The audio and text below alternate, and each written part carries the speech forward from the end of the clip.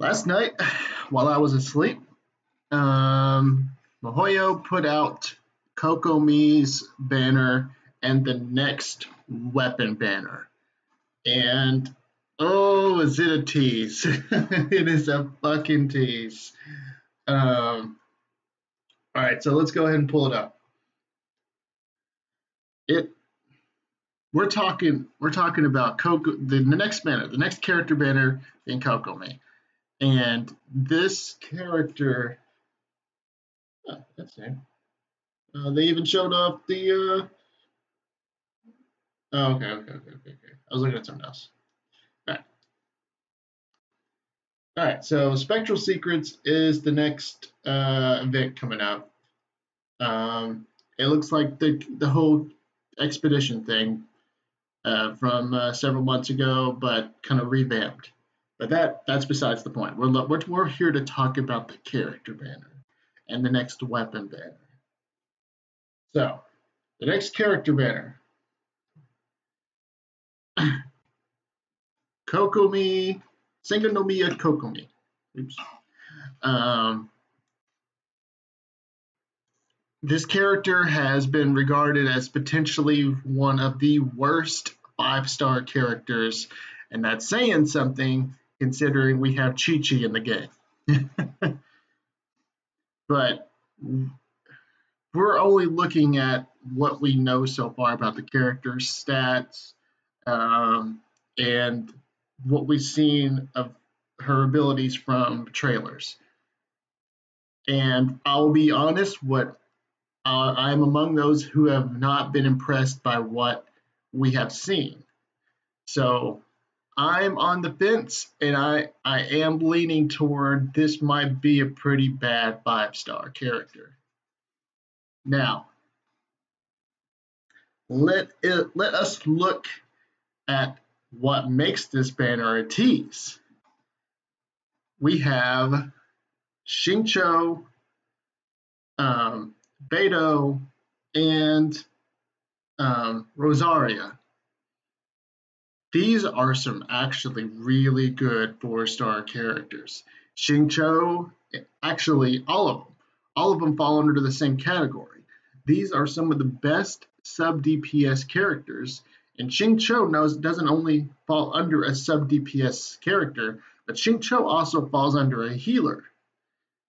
I mean, his heals are not his main selling point, but he is a healer and he is a really good sub DPS character. Beidou can be a main DPS, but she is also a really good sub DPS.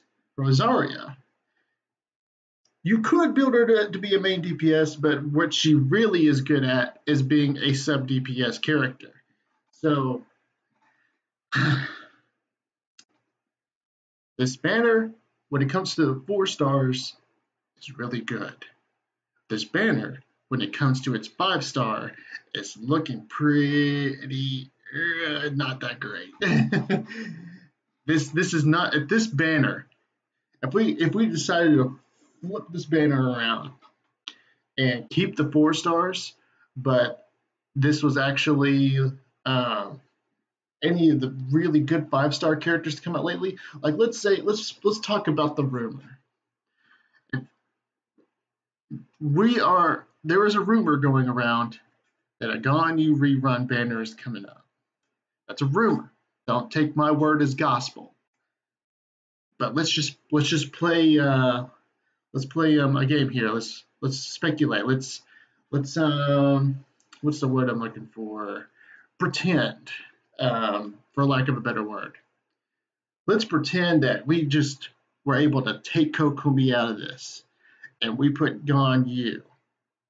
This would probably be one of the best-selling banners ever. Ever. So, but unfortunately, we have to live with reality.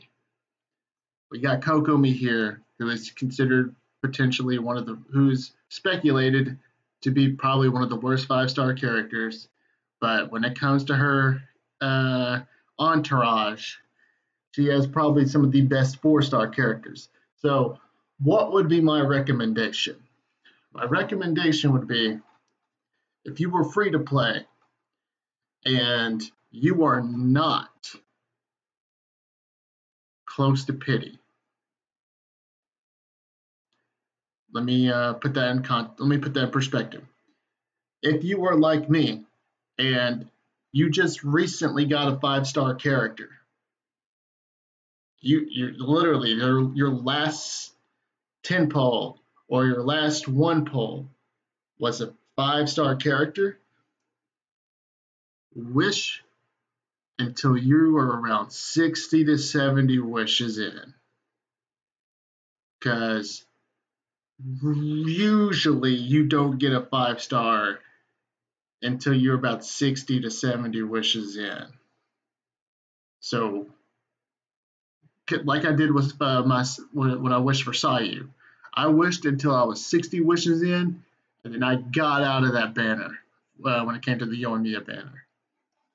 So, if you're a free-to-play character, if you're a free-to-play account and you don't have Xingqiu, or you don't have Beidou, or you don't have a Rosaria, and you really want those characters, or you really want to get constellations for those characters, this is a good banner to wish about 60 to 70 wishes in and then jump out. Unless you really do want Kokomi, because I can't, we're two different people. I can't tell you that you like, I can't tell you what to like.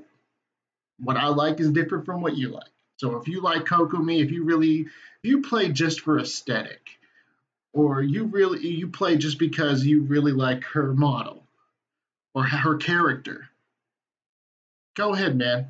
That you do you.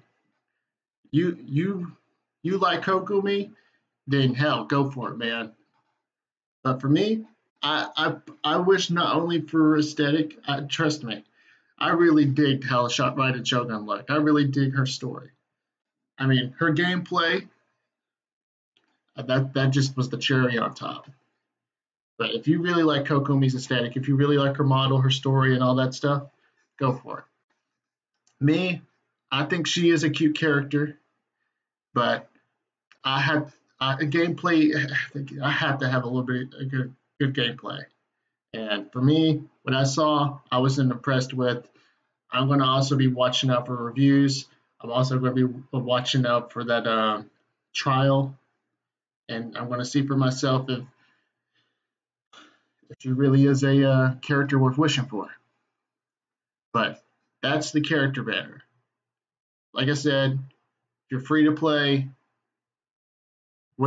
I would recommend wishing 60 to 70 in, unless you really do want this character. If you really want that character, go for it. You do you. Now, let's talk about the the weapon banner. There we go. The weapon banner. This one is also a tease. This one is definitely a tease. So I got the text on the Everlasting Moonglow now. All right. So the Everlasting Moonglow is a completely new weapon. It is Kokomi's signature weapon, like how the Engulfing Lightning was Raiden Shogun's signature weapon. Every time there's a new character, their signature weapon comes along with this shit. So, Everlasting Moonglow, which is the Catalyst, is the signature weapon of Sangonomiya Kokomi. Its substat is HP, and it actually gives a really nice HP buff. Its text is healing bonus increased by 10%. Normal attack damage is increased by 1% of the max HP of the character equipping this weapon. For 12 seconds after using an elemental burst, normal attacks that hit opponents will restore 0.6 energy. Energy can be restored this way once every 0.1 seconds. So pretty much every time you hit, just about every time you hit, you're going to get some energy back. So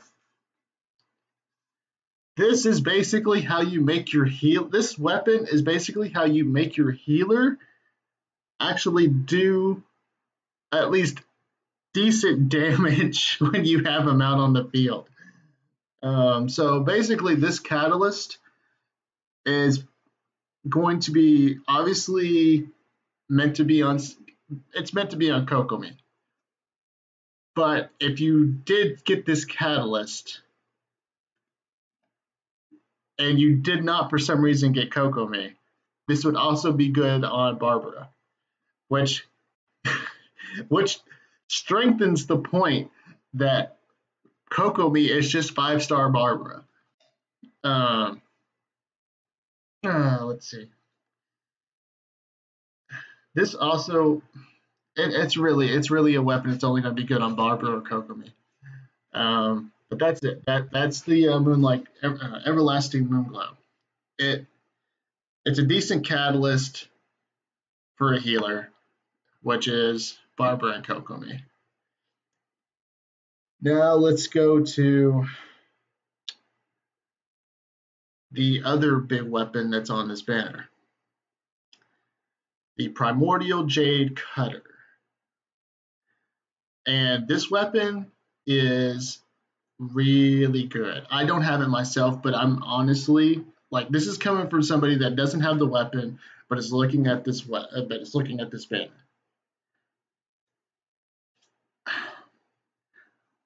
I am a low spender player. I am as what they refer to as a dolphin. I only try to get one copy of each character and then that interests me. And then I hop out of banners. I may get the first constellation of a 5-star if it's that good. And then I am very nitpicky about my weapon banners. I don't have every weapon banner, every weapon from every weapon banner. If I did, I would already have Primordial Jade Cutter. So let me get to my point. As someone who doesn't have the weapon, this is a very tempting banner. Reason is because Primordial Jade Cutter has a really high base attack, and it also has a really nasty crit rate substat. Its abilities are all right, but what its selling point is its crit rate boost. And it also buffs HP to make your main damage dealer a little bit more tanky. But it's the crit rate that sells the weapon. So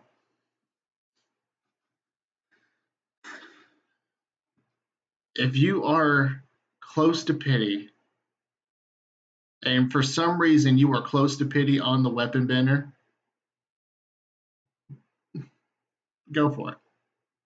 This is the weapon banner that would be up your alley. Because Primordial Jade Cutter is one of those weapons that would at least be worth your time. But if you are not close to pity, do not wish on a weapon banner. This is only for people who are insane enough to wish for weapon banners, because weapon banners are a money trap. They are a wish trap. You only want to spend your wishes on characters because characters are what push the gameplay, or what motivate gameplay, what makes gameplay fun. The characters are the gameplay. The characters are what make the game fun. The weapons just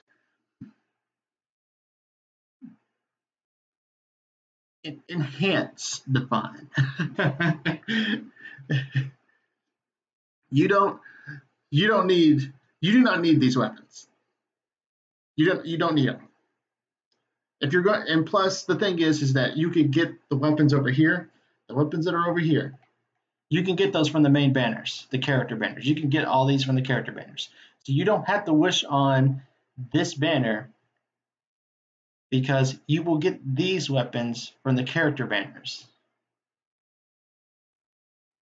So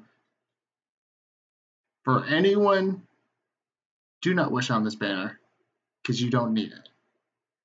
But if you are a low spender player, if you for some crazy ass reason have pity on this banner, the Primordial Jade Cutter would be worth it. But ultimately, never wish on a weapon banner, just wish on character banners. And that's the banners. I hope you guys enjoyed listening to my thoughts on it. I hope you guys enjoyed just hanging out with me. If you want to hang out more with me, you can find me on Twitch. Subscribe to my YouTube because I'll always be posting content on here. And check out my Twitter.